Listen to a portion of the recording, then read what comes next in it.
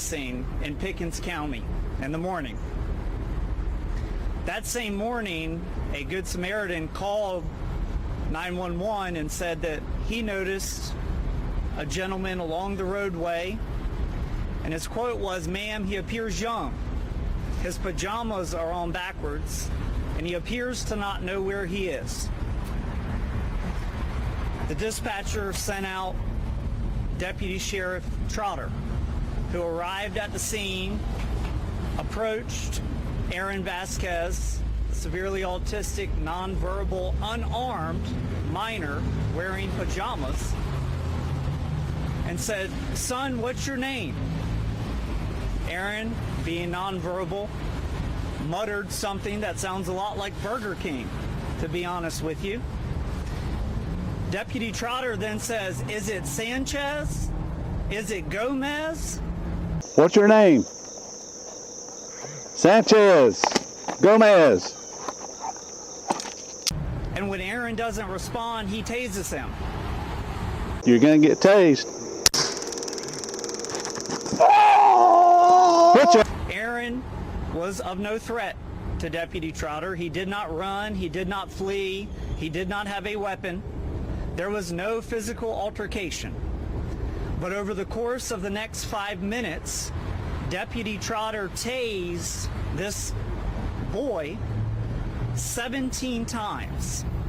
He tased him every 17 seconds over the course of 5 minutes, including when Aaron was turned around with his hands behind his back, and including when Aaron was on the ground. When the other officer arrived, there was still a taser spine in Aaron's spine. The other officer asked, should we wait for EMS to remove it? Instead, they walked up and yanked it out. That one's in the spine. Do you want me to pull it out or let EMS? Are you good out there? Thankfully, Aaron wasn't paralyzed, but he was severely injured as a result of this altercation, both physically and mentally.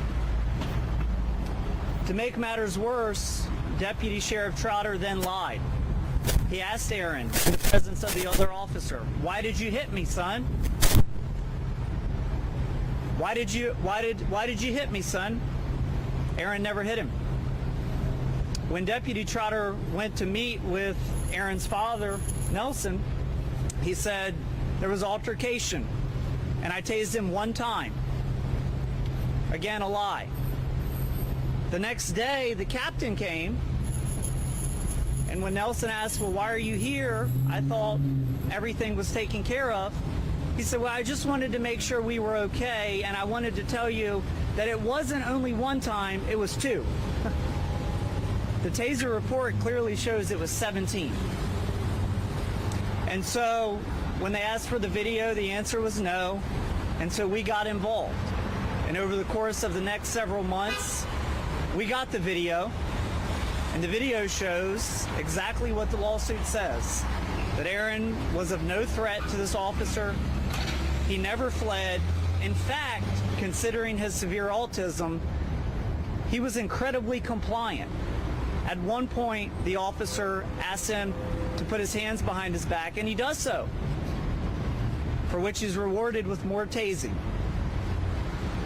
This is an egregious case of abuse by the Pickens County Sheriff's Department, which has a history of this. You'll remember previous years, there's a report of a man being tased in a wheelchair repeatedly, and it has to stop.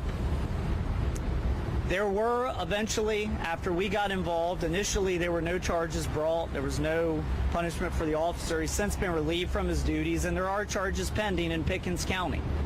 We call on Solicitor Wilkins today to prosecute those charges to the fullest extent of the law. Assault, misconduct in office. This lawsuit is about something slightly different, and that's because in our civil justice system in this country, we don't do eye for an eye justice because that would be barbaric. Instead, we balance the scales in the civil justice system with money. And this is a case about what will it take for Pickens County and its sheriffs to stop.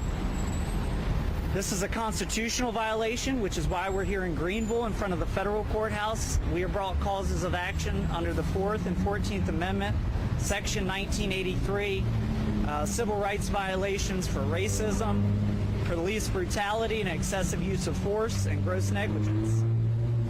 We will prosecute this case as long as it takes to make sure that there, at the end of the day, is justice for Aaron, and hopefully this never happens again.